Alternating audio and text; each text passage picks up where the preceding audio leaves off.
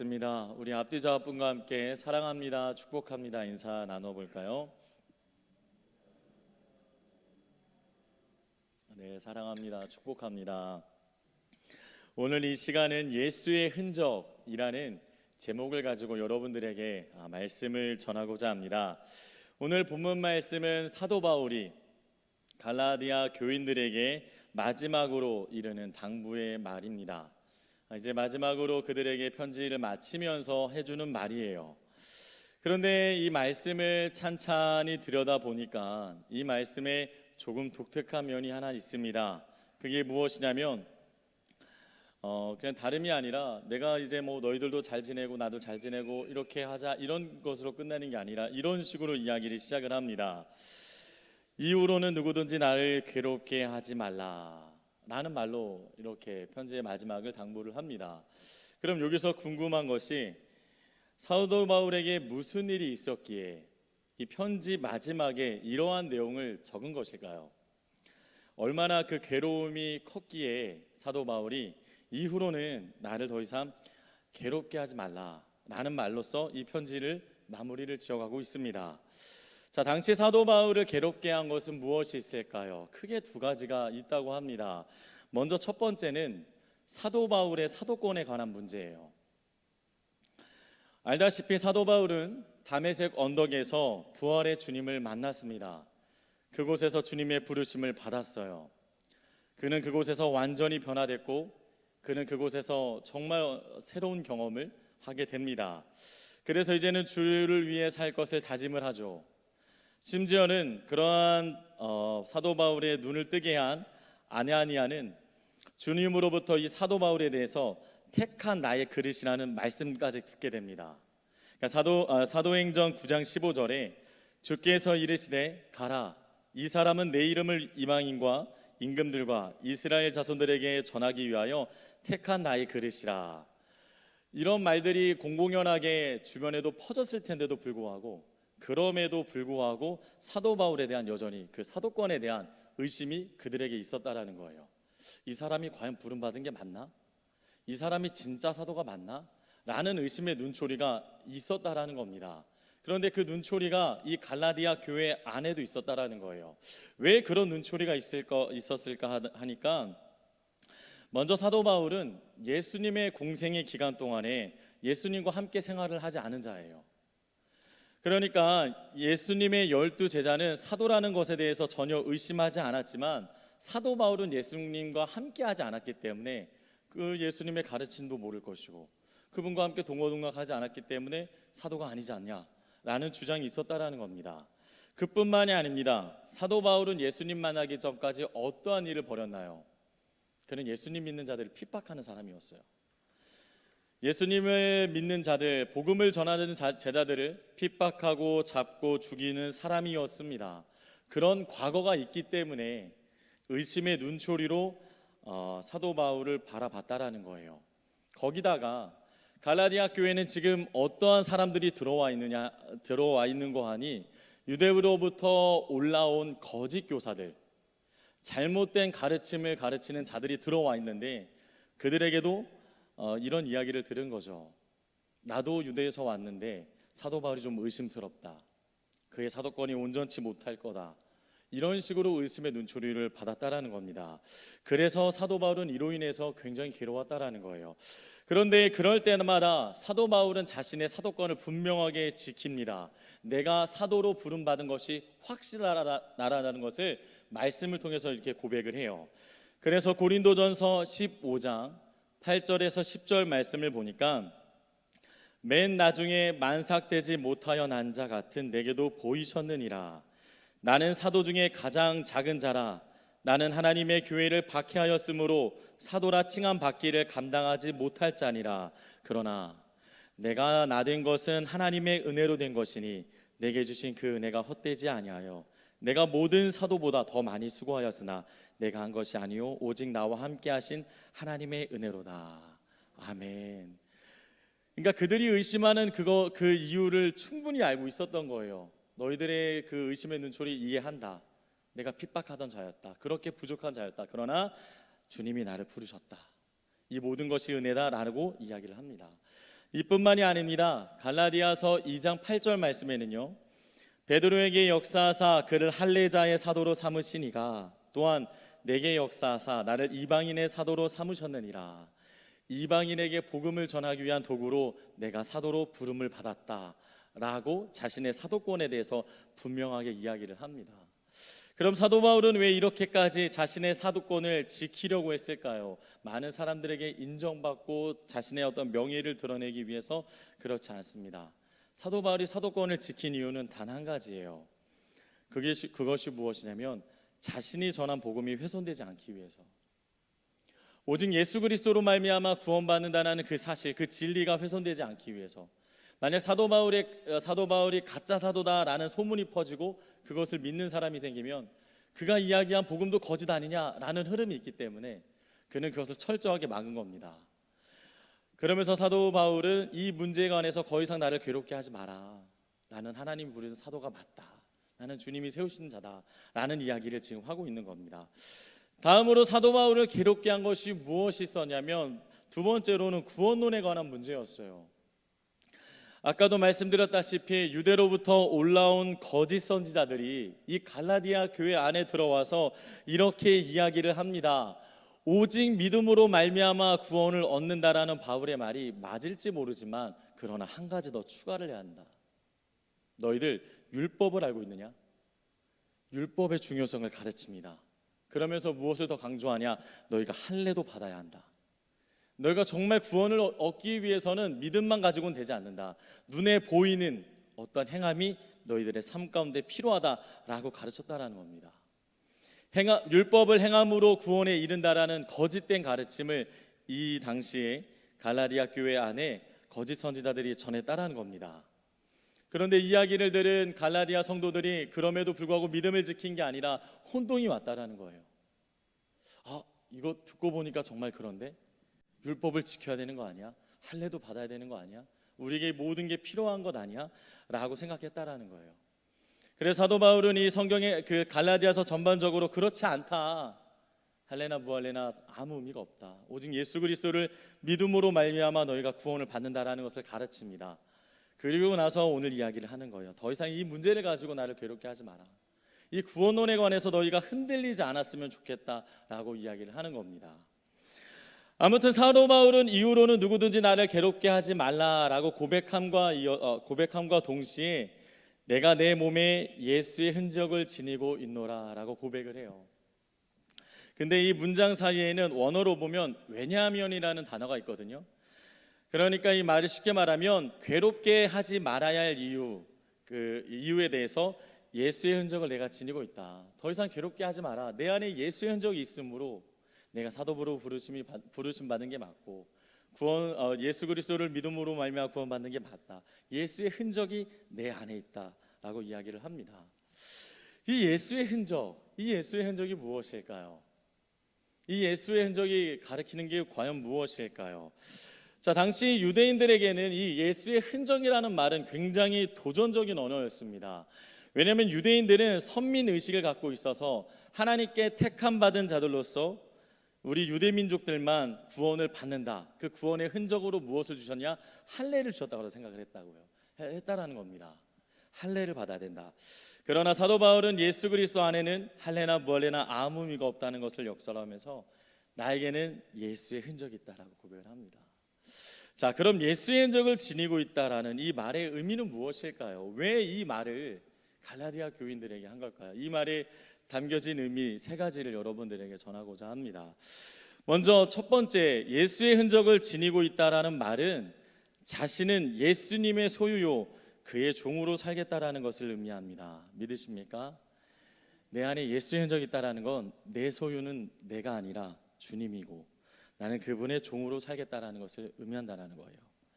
사도 바울은 자신의 몸에 예수의 흔적을 지녔다고 말합니다. 여기서 흔적이라는 말은 스티그마타라는 말로 쉽게 말해서 문신 또는 낙인을 의미합니다. 그런데 이 단어가 쓰여진 곳은 언제였냐? 당시 시대적 배경을 보면 당시에 어느 때 쓰였냐면 주인이 그 짐승이나 노예, 종들에게 얘는 내 거야, 내 소유야 라고 이렇게 표시할 때에, 쇠도장을 불에 달궈서 몸의 일정 부분에 낙인을 찍었는데요. 쉽게 말해서 이 흔적이란 소유권을 표시하는 각인을 말하는 겁니다. 너는 이제 내 거야, 내 소유야. 그런 흔적이 사도 바울 자신에게 있다라는 거예요. 그래서 이 표시는 그가 그리고 또한 그 동물이 누구의 소유인지를 밝혀줍니다. 그 노예가 누구의 소유인지, 그 종이 그리고 그 동물이 누구의 소유인지를 밝혀주는데요. 당시 모든 종들에게는 이러한 낙인이 필수로 있었습니다. 그러니까 예수의 흔적이 나에게 있다라는 말은 나는 예수 그리스도의 소유입니다. 나는 주님의 종입니다 라고 말하는 거예요. 또한 나는 예수 그리스도로 말미암아 값없이 구원을 얻었으니 이제는 주를 위해 살겠습니다 라고 말하는 겁니다. 그러한 심오한 고백이 담겨 있다라는 거예요. 내가 예수님을 믿습니다. 내가 예수님을 따르겠습니다. 내가 예수님께 내 삶을 드리겠습니다라는 그 의미가 이 흔적 안에 담겨 있습니다. 자, 그럼 당시에 그 시대의 종들에게 요구되는 그 주인에게 요구되는 종들에게 요구되는 조건은 어떠한 것이 있었을까요? 이렇게 살펴보니까 당시 종들은 무엇보다도 주인의 말에 철저하게 복종하며 따르는 삶을 살아야 했습니다. 그렇죠. 나는 이제 주인의 물건이고 주인의 소유니까 주인이 원하시는 대로 복종하며 살아야 하죠. 사도 바울도 마찬가지로 이제는 더 이상 내 삶의 주인이 내가 아니니 주님의 말씀에 복종하고 따르겠습니다라고 고백을 하는 거예요. 그런데 신기한 것은 사도 바울은 이것이 고백으로 끝나지 않았습니다.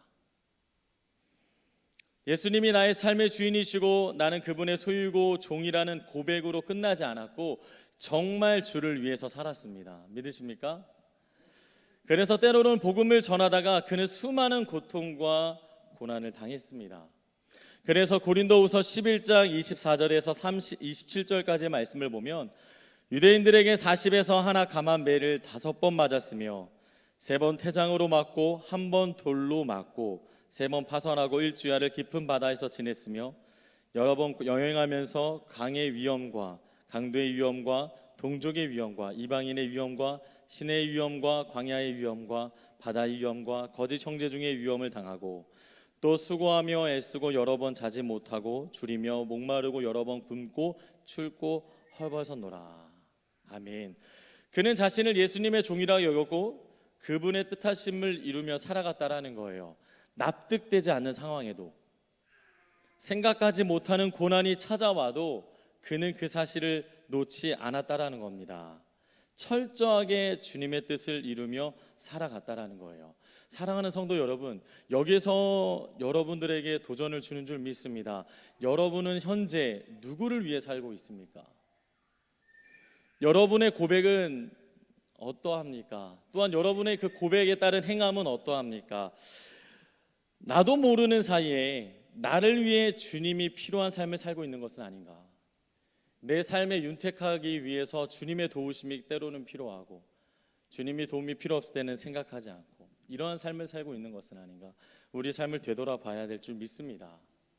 이제는 나를 위한 삶이 아니라 주를 위한 삶을 살아가기 위해 결단해야 될 줄 믿습니다. 우리에게 요구하는 삶이 딱 그거예요. 너는 지금 누구를 위해 살고 있니? 너는 누구를 위해 살고 싶니? 너의 가족이라 아니면 너 자신을 위해 살고 싶니? 아니면 주를 위해 살고 싶니? 예수의 흔적이라는 것은 주를 위해 살기로 결단함과 동시에 그것을 행하는 겁니다. 행하는 데까지 이루어져야 돼요. 그냥 내가 멋진 고백 아무리 올려드려도 아무리 멋진 고백을 주님 앞에 드려도 아무런 행함이 나에게 없으면 그 예수의 흔적은 잘못된 것이 아닌가 생각을 해봐야 합니다. 예수의 흔적은 고백과 더불어 행함까지 이어져야 될 줄 믿습니다. 주님의 뜻을 밝히 알려고 애쓰십시오. 종은 주인이 어떤 말씀을 하는지 나에게 무엇을 요구하는지 늘 귀를 열고 있습니다. 종은 주인에게 어떤 명령이 떨어질지 늘 긴장하고 있다라는 거예요. 그 자세가 오늘 우리에게도 필요합니다. 오늘을 살아가는 이 하루를 살아가는 나에게 어떤 말씀을 하시는가? 무엇을 요구하고 계신가? 나는 순종할 준비가 되어 있는가? 이런 모습, 이런 고민들이 여러분들에게 있어야 될 줄 믿습니다. 자, 그런데 사도 바울은 이렇게 멋지게 하나님 앞에 고백하고, 주님께 고백하고, 또한 이렇게 그 고백한 대로 살아가는 모습을 보게 되는데요. 그런데 어떻게 그럼 이렇게 실천하면서 이 고백대로 살아갈 수 있었을까요? 그것은 바울과 주님과의 그 관계 속에 있습니다. 그러니까 세상에서의 주인과 종은 가질 수 없는 특별한 관계, 세상에서의 노예와 주인은 결코 이룰 수 없는 관계가 있는데요. 바로 어떠한 관계가 있냐? 사랑의 관계가 있다는 거예요. 그러니까 주님은 우리를 종으로, 또한 노예로, 그리고 또한 이렇게 우리를 소유하고자 부르셨지만 그 관계가 무엇이냐? 힘들게 하려고 부른 게 아니라 사랑의 관계로서 부르셨다라는 거예요. 사랑하기 때문에. 그러니까 사도 바울이 그 사랑에 힘입어서 기쁜 마음으로, 자원하는 마음으로 어떠한 고난과 역경 속에서도 주님의 그 복음을 전하고 주님의 뜻을 이루며 살아갔다라는 거예요. 그러니까 이 사도 바울의 이야기를 보면서 어떻게 하면 이렇게 살아갈 수 있지? 어떻게 하면 이렇게 실천할 수 있지? 그 질문의 답은 사랑이라는 거예요. 사랑. 얼마나 주님을 사랑하길래, 얼마나 주님을 사랑하길래 그렇게 할 수 있는가? 그러니까 여러분들의 삶 가운데 무엇보다도 하나님을 향한 그 사랑을 구해야 한다는 거예요. 내가 주님의 그 뜻을 구하고 실천하기 이전에 그 사랑이 내 안에 충만해야 될 줄 믿습니다. 그 사랑을 바탕으로 주님의 사역을 감당하는 거예요. 예수의 흔적을 지닌 자로서 이제는 나를 위해서 살아가는 존재가 아닌 주를 위해서 살아가시길 바랍니다. 입술로만이 아닌 실천함으로 그렇게 살아가시기를 축복합니다. 또한 억지로 실천하는 게 아니라 그 사랑을 가지고 실천하는 여러분 되기를 소망합니다. 다음으로 예수의 흔적을 지니고 있다는 말은 무엇을 의미하는 걸까요? 두 번째, 예수의 흔적을 지니고 있다는 말은 예수님의 종으로 그 안에서 자유함 가운데 살겠다라는 것을 의미합니다. 자, 종과 자유는 거리가 매우 멀어 보이는 단어입니다. 왜냐하면 종은 매어 있는 자예요. 주인에게 매어 있는 자입니다. 자유롭지 못한 자예요. 그런데 특별히 자유라는 단어를 썼는데요. 예수님의 종으로 그 안에서 자유함 가운데 살겠다라는 말은 무엇을 의미냐면, 이제는 나의 삶의 주도권을 하나님께 그리고 주인에게 맡기겠습니다라는 의미예요. 다시 말해, 종은 자신의 의식주 문제나 그리고 자신이 먹는 것, 입는 것, 또 잠자는 것, 이런 것들을 걱정할 필요가 없어요. 왜냐하면 그 종에 필요한 것을 주인이 알고 있고 주인이 채워줍니다. 왜냐하면 주인의 소유니까요. 그러니까 종은 적어도 그런 부분에 있어서만큼 자유로울 수 있다는 거예요. 내가 무엇을 먹을까? 내가 무엇을 입을까? 내가 어떻게 살아갈까라는 그 고민을 내가 할 필요가 없다라는 겁니다. 왜냐? 나는 종이니까. 그것을 누가 해결해 주냐? 주인이 해결해 주신다라는 거예요. 주인 대신 주님이 충분히 우리에게 해결해 주신다라는 겁니다. 결국 예수의 흔적을 지녔다라는 말은 네 모든 것을 예수님께 맡김으로 자유함 가운데 살아간다라는 거예요. 모든 것을 예수님께 맡김으로. 우리가 잘 알다시피 마태복음 6장 26절과 30절에 이렇게 말씀하시잖아요. 공중의 새를 보라. 심지도 않고 거두지도 않고 창고에 모아들이지도 아니하되 너희 하늘 아버지께서 기르시나니 너희는 이것들보다 귀하지 아니하냐. 오늘 있다가 내일 아궁이에 던져지는 들풀도 하나님이 이렇게 입히시거든 하물며 너희일까 보냐. 믿음이 작은 자들아. 믿음으로 맡기라는 거예요. 너희들은 나의 소유고 너희들은 나를 주인으로 모시고 있으니 주인된 주님 앞에 그 모든 것을 믿음으로 맡기라는 겁니다. 더 이상 여러분들의 앞날에 여러 가지를 놓고 고민하지 마세요. 차라리 기도하세요. 여러분들의 앞날에 고민을 놓고 염려되는 것을 놓고 끙끙 앓지 마세요. 차라리 하나님께 맡기세요. 주인 되신 하나님께서 약속하셨잖아요. 너희들이 알아서 해. 그건 너희들이 할 수 있잖아 라고 하지 않으셨잖아요. 아주 작은 것조차 맡겨. 내가 해결해 줄게. 맡겨봐. 내가 한다니까. 너희가 걱정할 게 아니라 종된 노예된 너희들이 걱정할 게 아니라 내가 할 거야. 그러니까 너희들은 맡겨. 주님은 오늘도 그렇게 말씀하고 계신 줄 믿습니다. 때로는 생각지 못한 어려움이 생길 수 있어요. 예상치 못한 상황에 처하기도 합니다. 누구도 알아줄 수 없는 답답한 마음에 힘들기도 하고 갑갑하고 당황스러운 일 때문에 좌절하기도 합니다. 그러나 주님이 해결해 주시니까요, 주님께 맡기세요. 기도하고 간구하며 주님께 맡기면 됩니다. 예수의 흔적을 지닌 자로서 모든 것을 주께 맡기고 참된 자유함 가운데 살아가는 여러분 되시기를 소망합니다. 주님이 이 내 형편과 상황을 알고 있다라는 것은 참 기쁜 일이에요. 가끔 가다가 이렇게 이런 일들이 있어요. 옛적에 저희 가정에 좀 이렇게 재정적으로 어떤 훈련이 있을 때 아이들이 이제 과일을 먹고 싶을 때가 있잖아요. 근데 뭐 때로는 그 상황이 여의치 않아서 못 먹는 순간도 있었거든요. 근데 이제 아이들이 과일을 먹고 싶을 때 넋두리처럼 이렇게 얘기를 하는 거죠. 어느 날은 뭐 귤이면 아니면 뭐 다른 거면 이럴 때마다 아이들이 먹고 싶어요, 뭐 하고 싶어요 그러면 다음에 먹자라고 말을 하고 나서 짧게 이렇게 아뢰입니다. 주님 들으셨죠? 주님 다 아시잖아요. 그러면 됐어요, 주님.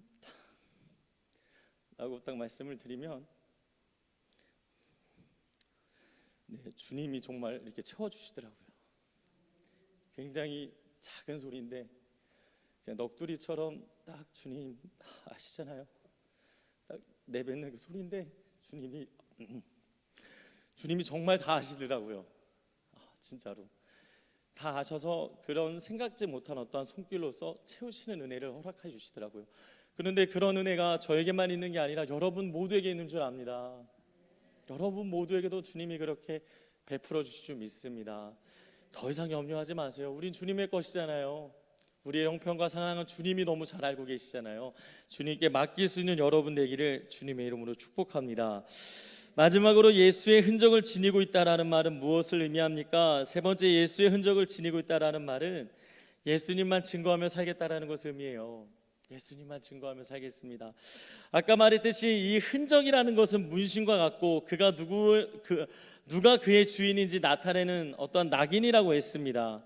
그 표식으로 인해 자신의 주인이 누구인지를 드러내게 된다라는 것이죠. 이 흔적을 지닌 자는 주인을 드러낼 수밖에 없습니다. 나에게는 예수의 흔적이 있습니다.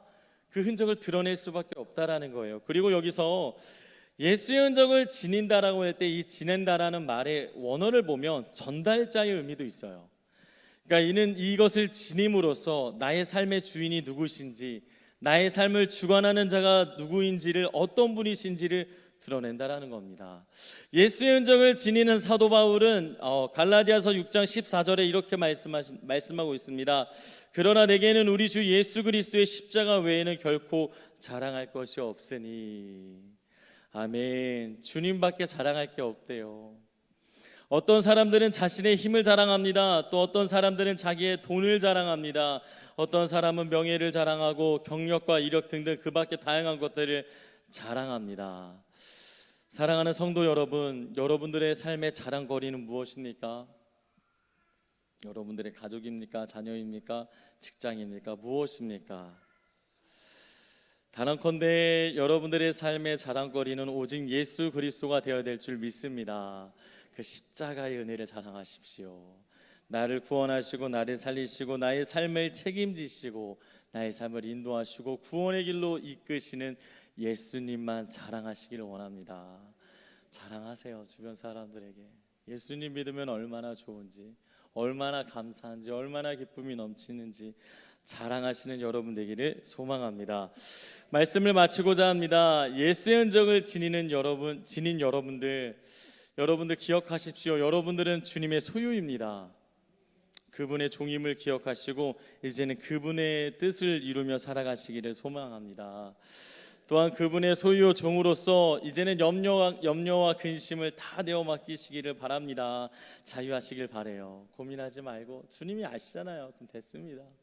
주님이 다 아시잖아요. 됐습니다. 주님 도와주세요라고 다 맡기시길 바랍니다. 마지막으로 그분의 소유요 종으로서 그분만을 자랑하시기를 원합니다. 내 입술에서 그분을 높이고 그분을 드러내고 그분을 증거할 수 있기를 주님의 이름으로 소망합니다. 기도하겠습니다.